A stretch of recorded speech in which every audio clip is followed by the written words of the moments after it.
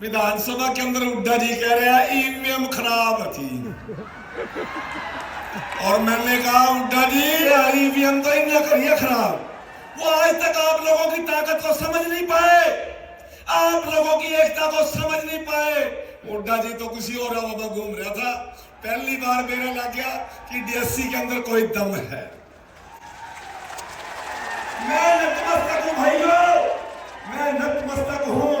आपने जिसको वोट दिया उनको भी पता लग गया और जिसको नहीं दिया उनने भी दिन में तारे दिखे।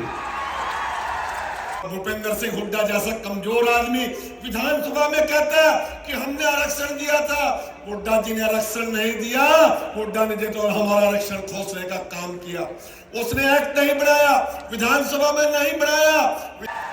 आप लोग एक बार मेरे साथ हाथ खड़े करके कह दो कि नायब जी और मोदी जी 2047 तक ये कमल नहीं खिलेगा। कैसे खिलेगा?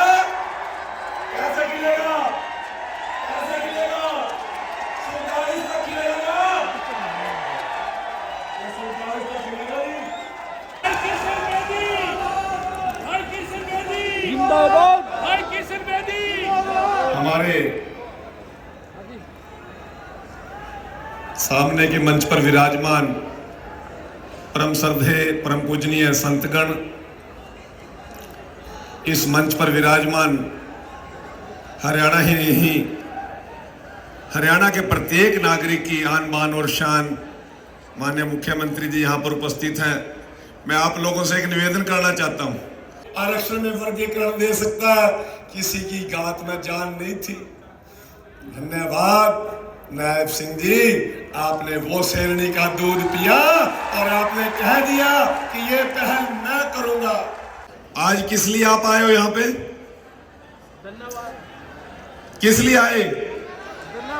मुख्यमंत्री जी का स्वागत करने के लिए आए ना? फिर स्वागत कैसा होना चाहिए? जोरदार तालियों के साथ, ताली बजाकर, पूरा जबरदस्त तरीके से। ये लोग भी और जोरदार तरीके से, और जोरदार तरीके से।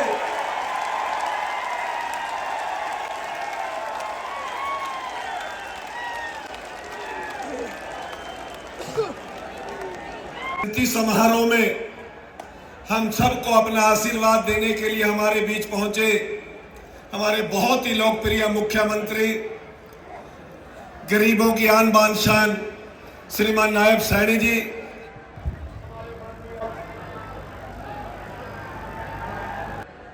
हमारे सभी विधायकगण, इस मंच पर विराजमान पूर्व सांसद, पूर्व विधायकगण और मंच पर एक से बढ़कर एक डीएससी समाज के योद्धा विराजमान हैं और इस तरफ भी डीएससी समाज के एक से एक बढ़कर योद्धा विराजमान है और मेरे सामने डीएससी समाज की आन बान और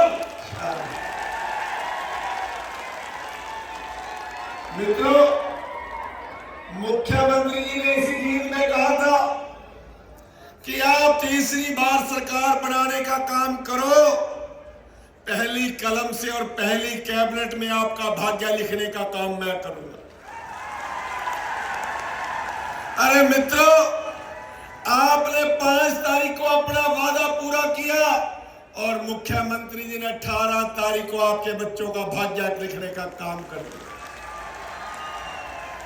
आपने ये हंसता हुआ चेहरा देखा है, ये सौम्य चेहरा देखा है, ये मीठा बोलता हुआ चेहरा देखा है, परंतु दृढ़ निश्चयी चेहरा तो 18 तारीख को नजर आया जब मुख्यमंत्री जी ने अपना वादा पूरा कर दिया। साथियों, बहुत चर्चा थी। चर्चा ये थी कि यहाँ पर ताऊ देवीलाल जी ने सबसे बड़ी रैली की थी, यहाँ पर बंसीलाल जी ने जींद में सबसे बड़ा इतिहास रचा था। और जब मैं यहाँ पे इस पंडाल को देखने के लिए आया तो अधिकारी मुझे कुछ बता रहे थे, मुझे पता था वो ताऊ देवीलाल जी ने इतिहास रचा था। 80 से पहले, 96 से पहले बंसीलाल जी ने रचा था, परंतु जो डीएससी समाज करने जा रहा है उसका कोई तोड़ नहीं होगा। आज के बाद तीसरी रैली, तीसरा आयोजन ये भी जुड़ गया कि डीएससी समाज के अंदर भी इतनी ताकत है कि ना भूत हो ना भविष्य में इससे बड़ा आयोजन कोई कर भी नहीं पाएगा।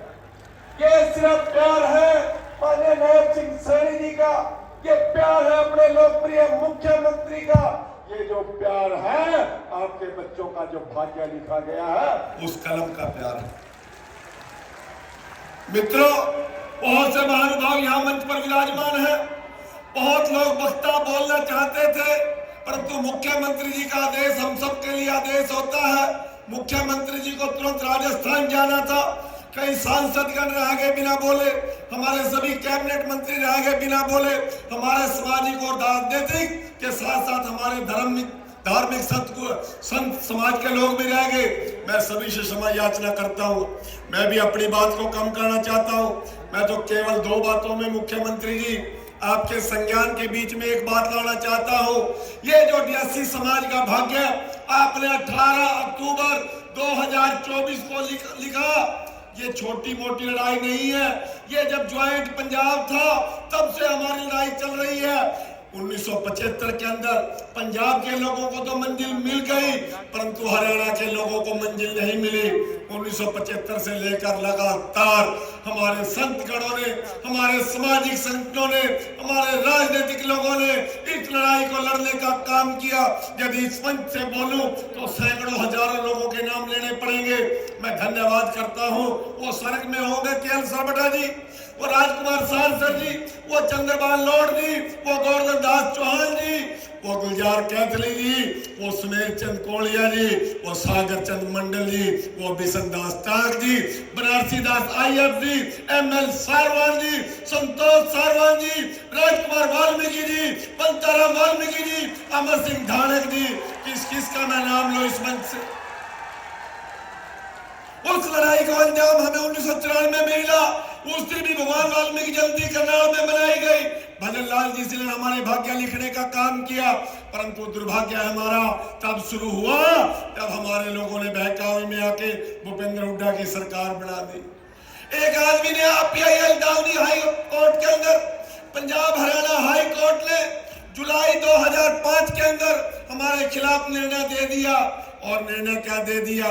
वो निर्णय तो पंजाब के खिलाफ भी आया था, परंतु दुर्भाग्य पंजाब के अमरिंदर सिंह मुख्यमंत्री ने रातों रात विधानसभा बनाकर उसको एक्ट बना दिया और उन लोगों के अधिकारों का हनन नहीं होने दिया। और भूपेंद्र सिंह हुड्डा जैसा कमजोर आदमी विधानसभा में कहता है कि हमने आरक्षण दिया था।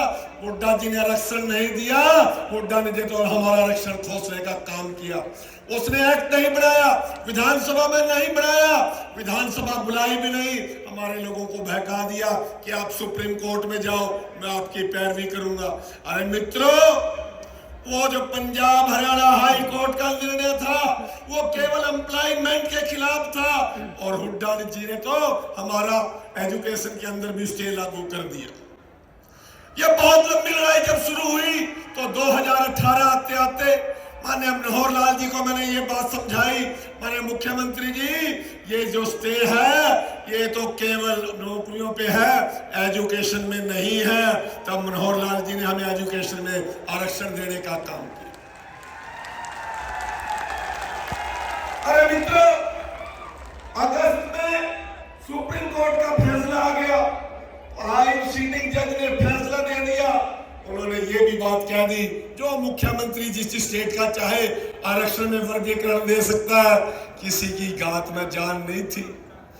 धन्यवाद नायब सिंह जी, आपने वो शेरनी का दूध पिया और आपने कह दिया कि ये पहल मैं करूंगा। और उससे बड़ा बयान मोहनलाल बड़ौली जी ने दे दिया। भाई मेरी बात सुन लो, मैं तबार कर लो मेरा। मैं मोहनलाल बड़ौली जी के साथ प्रेस कॉन्फ्रेंस में था। भाई नायब सिंह सैनी जी से आपके आरक्षण का लाभ मैं दिलाने का काम करूंगा। एक बार मोहनलाल बड़ौली जी के लिए भी जोरदार तालियां बजाएं। मित्रों, भाई दिसंबर मंच पे बैठे हैं, कैबिनेट में ये मुद्दा आते आते रह गया, परंतु हमारे लोगों के बीच दिलों में एक बहुत बड़ी मायूसी आ गई, उदासी आ गई। परंतु नायब सिंह सैनी जी अपने जुबान के पक्के धनी और मोहनलाल बड़ौली जी ने विश्वास दे दिया। और विश्वास कहां दिया था भाई? स्वदेश जी कहां दिया था? यही जींद में। क्या कहा था मेरे डियासी समाज के लोगों, आप 5 तारीख को सरकार बना दो, पहली कलम से तारा भाग्य मैं लिख दूंगा। मित्रों, विधानसभा के अंदर हुड्डा जी कह रहे हैं ईवीएम खराब थी, और मैंने कहा हुड्डा जी ईवीएम तो ठीक थी, तेरे आला जो लपेटा दिया ही डीएससी आला ने दिया, तेरे ईवीएम तो इन्हें करिए खराब। वो आज तक आप लोगों की ताकत को समझ नहीं पाए, आप लोगों की एकता को समझ नहीं पाए। हुड्डा जी तो किसी और हवा में घूम रहा था, पहली बार मेरा लग गया कि डीएससी के अंदर कोई दम है। मैं नतमस्तक हूं भाइयों, मैं नतमस्तक हूं। आपने जिसको वोट दिया उनको भी पता लग गया, और जिसको नहीं दिया उनने भी दिन में तारे दिखे। नायब जी आपका एहसान मान रहा, पूरा मंत्रिमंडल आपका एहसान मान रहा, पूरी बीजेपी आपका एहसान मान रही, और जिनका सूत खराब हो गया वहां भी पड़े पड़े सोच रहे हैं भाई डीएससी वाला मामला तो सूत लेना पड़े। आप लोग एक बार मेरे साथ हाथ खड़े करके कह दो कि नायब जी और मोदी जी 2047 तक ये कमल नहीं खिलेगा। कैसे खिलेगा? कैसे खिलेगा? कैसे खिलेगा? 47 तक खिलेगा ना? 47 तक खिलेगा ही।